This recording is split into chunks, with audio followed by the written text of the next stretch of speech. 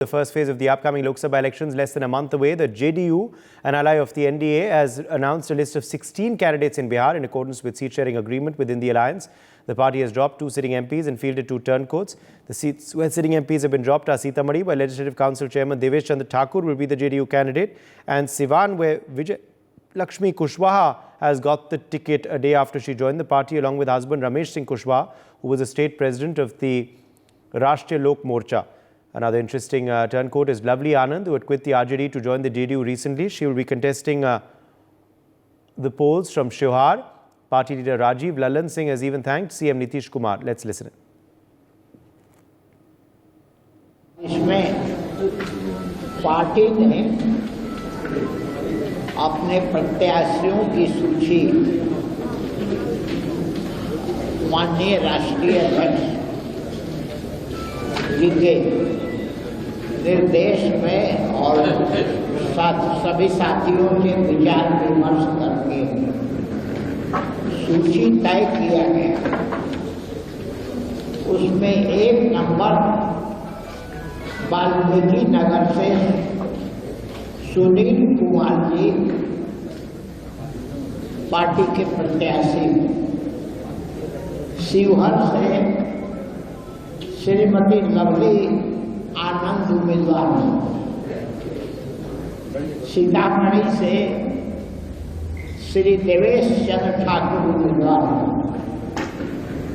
झंझारपुर से श्री रामदीप मंडल जी पार्टी के प्रत्याशी। Ritesh Mishra is joining us for more details on this story. Ritesh, take us to the main names that figure in the JDU's list. सबसे बड़ी बात है कि JDU ने ज्यादातर जो प्रत्याशी हैं यानी जो सांसद हैं उनको रिपीट किया है। कुछ एक नाम ऐसे हैं जिन्हें टिकट नहीं मिला है, जैसे कि कविता सिंह जो सांसद थी सिवान से, उन्हें टिकट नहीं मिली है और उसकी की वजह ये बताई जा रही है कि स्थानीय स्तर पर कार्यकर्ता ही उनका सपोर्ट नहीं कर रहे थे। इस वजह से उनके टिकट को अंतिम समय में काट दिया गया है। दूसरी तरफ अगर बात करें काराकाट की, तो वहां पर ये सीट जो है वो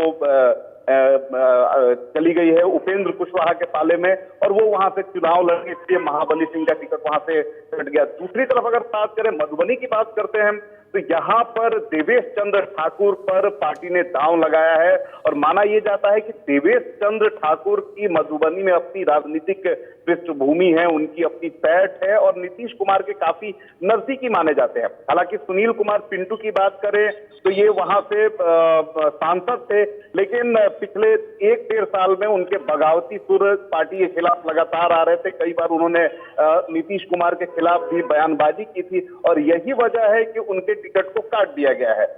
दूसरी बात यह है कि समाज जो भी समीकरण है बिहार में अगर देखा जाए तो सबसे अहम जो फैक्टर होता है किसी भी चुनाव में तो वो होता है कास्ट का जो समीकरण होता है, यानी जातीय समीकरण। तो इन तमाम सीटों पर जातीय समीकरण का हिसाब किताब किया गया है और तब फाइनलाइज किया गया है कि कौन सी सीट पर कौन से प्रत्याशी होंगे। कुछ जो सांसद हैं उनका कामकाज कितना बढ़िया है और जो रिव्यू पार्टी ने दिया अपने एजेंसी के थ्रू उसमें उन पर मुहर लगी और तब फिर पार्टी ने उन्हें रिपीट किया है। तो जेडीयू ने अपने प्रत्याशियों की सूची जारी कर दी है, सभी प्रत्याशी अब तैयार हो चुके हैं, सिंबल मिलना उन्हें बाकी है। दूसरी तरफ अगर बात करें तो बीजेपी अगले 1 से 2 दिनों में अपने प्रत्याशियों की सूची जारी कर सकती है। For more such videos, subscribe to the NewsX YouTube channel, hit the bell icon.